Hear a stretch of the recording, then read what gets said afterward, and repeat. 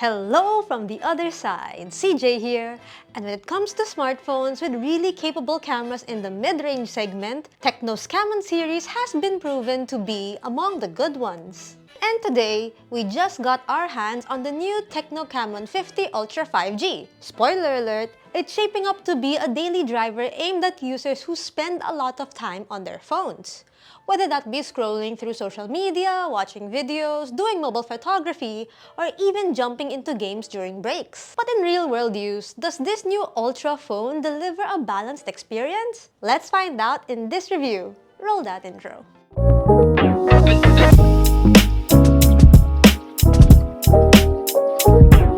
Starting with design, the Camon 50 Ultra 5G does have that familiar look, yet some unique touches here and there. In the hand, it feels balanced and comfortable even during extended gaming sessions, mainly thanks to its subtle curved edges. The phone never felt awkward to hold even after gaming or watching videos on it for a while. The phone also gets extra, and I mean extra, layers of protection. For starters, the Camon 50 Ultra carries IP66, IP68, and even IP69K ratings. Before, that level of dust and water resistance was usually reserved for the flagships. It's quite nice to see that phone makers nowadays are making it more common for mid-range to have that kind of ingress protection, so thumbs up for that. For buttons and ports, found on the right side are the power and volume buttons, the IR blaster, and one of the mics on top, while the bottom has the main loudspeaker, USB-C, another mic, and the SIM card tray. It does have dual stereo audio, but the second speaker is integrated with the earpiece. And you'll notice here on the left side,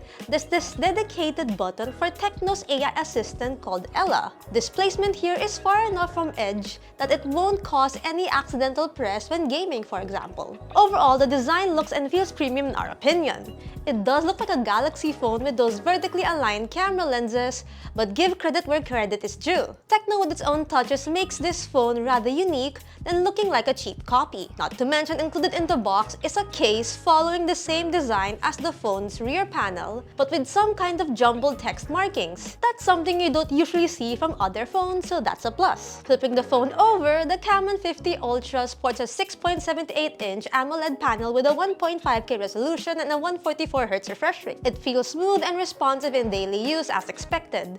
Scrolling through social media feels fluid and the colors pop without looking oversaturated.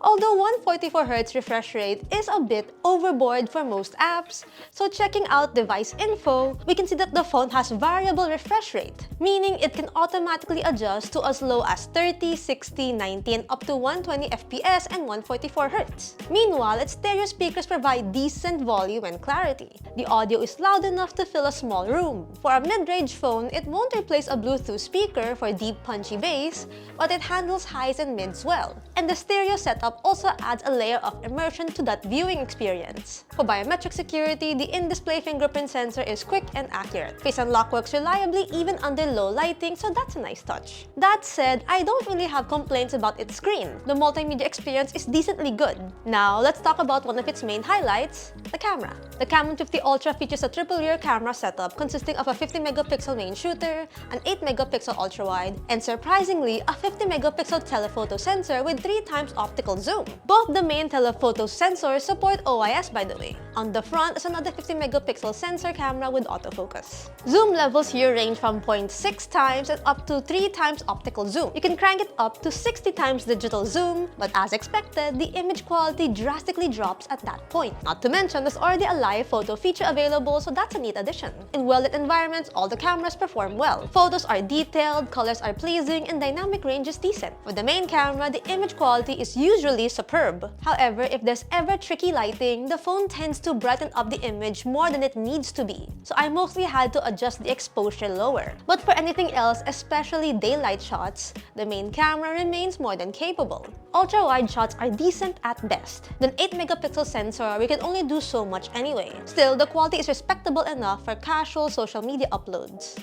As for the telephoto shots, they look surprisingly good. At 3x zoom, the details remain sharp, mainly thanks to OIS support. It also covers nice colors and the dynamic range here is quite good. Selfies are generally good, however, even with the beautify options turned off, there seems to be a filter that smoothens my face. The skin tones look accurate for the most part though. Moving on to video capture, both the rear and the front can shoot up to 4K at 30 frames per second, and just like with the image quality, the video quality also looks great. There's minimal shake even at 4K, at least for the rear camera, and the overall look is above average in my opinion. There are times that focus tends to struggle, especially when zoomed in, but the overall shooting experience has been hassle-free.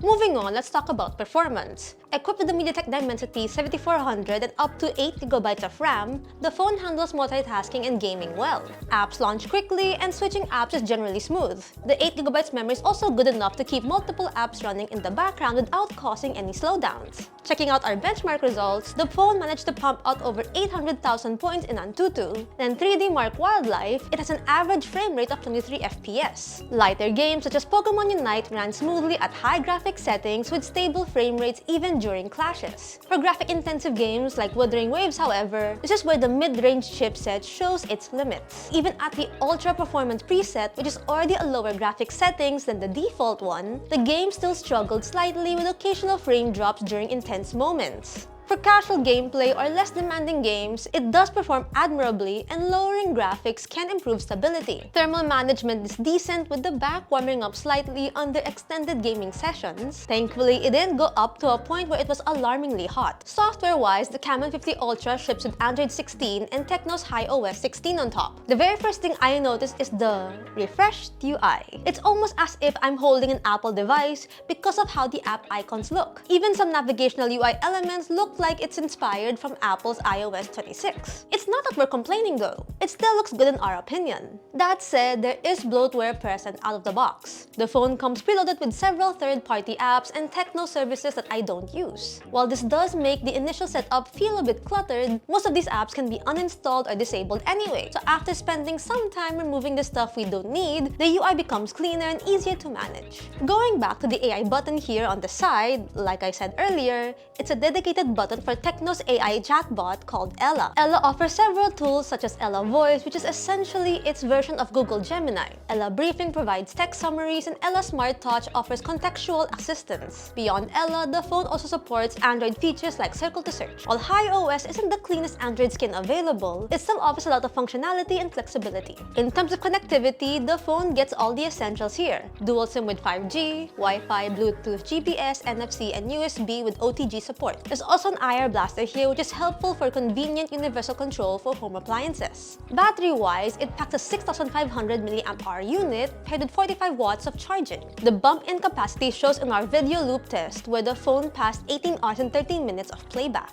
Gaming does not drain the battery excessively fast, and with typical usage, the phone can easily last a full day. The supplied 45-watt charger refills the battery relatively fast, taking about over an hour. So with everything that's said and done, what's gonna be our verdict about the TECNO CAMON 50 Ultra? Well, it's certainly looking to be a decent all-rounder that offers a nice balance between overall performance, multimedia experience, and capable cameras. The Dimensity 7400 Ultra chipset, while not being the fastest, was still able to provide enough processing power for important stuff like gaming, productivity, and everyday use. The multimedia experience is great, and its flexible camera setup makes mobile photography a tad bit easier to do. Sadly, as of making this video, we don't have the official pricing yet for the TECNO CAMON 50 Ultra, so that's kinda hard to say how this unit will stack up against the competition. But if it's gonna be priced similarly to last year's CAMON 50 Premier, which retailed for 21,999 pesos, then the CAMON 50 Ultra would become a very compelling option considering the amount of camera hardware you'd get at this price point. Setting aside the price though, the CAMON 50 Ultra is a good pickup, especially for those looking for a phone that does a ton of photography features without spending a ton of money. But hey, what about you?